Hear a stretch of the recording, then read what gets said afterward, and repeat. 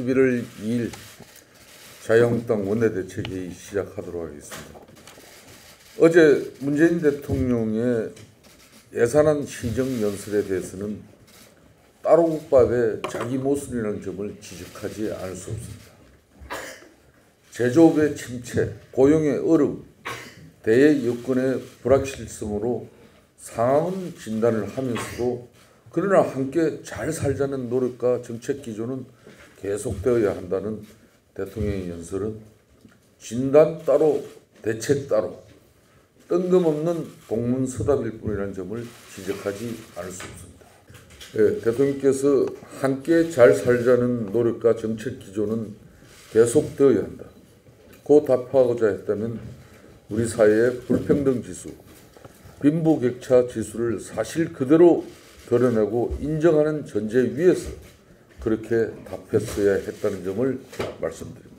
분배 지표가 악화됐다는 조사 결과를 내놓은 통계청 조사마저 문제를 삼으면서 소득주도 성장을 밀어붙여온 문재인 정권이 제조업의 침체, 고용의 어려움, 대외 여건의 불확실성에도 불구하고 소득주도 성장을 계속 밀고 나가겠다는 것인지, 함께 잘 살자는 노력과 정책 기조가 계속되어야 하는 이유를 지속적으로 만들어내는 요인이 바로 소득주도 성장이라는 점을 분명히 인식해 주기 바랍니다. 대통령께서 어제 연설을 통해 배제하지 않는 포용을 이야기하셨지만은 현실은 여전히 포용하지 않는 배제로 점철되어 있다는 점을 말씀드리지 않을 수 없습니다. 말로는 연정과 햅치를 입에 달고 사시면서 국회를 일상적으로 패싱하고 독단적인 대통령 정치로 일관해온 정권이라는 점을 지적하지 않을 수 없습니다.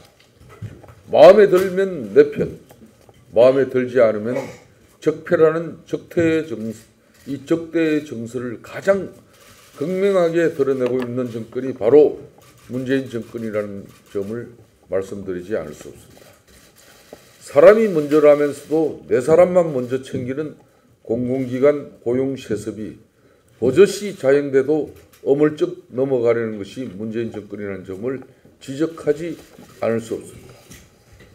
평양선언과 군사 합의에 대해서 국회에서 논의하자는 야당의 요구에 아랑곳 없이 대통령이 독단으로 비준을 강행하고 심지어 제왕적 대통령제를 넘어서자는 개헌마저도 대통령 개헌안을 밀어붙여 사실상 무산시켜버린 당사자가 바로 문재인 정권이라는 점을 새삼 상기하지 않을 수 없다는 말씀을 드립니다.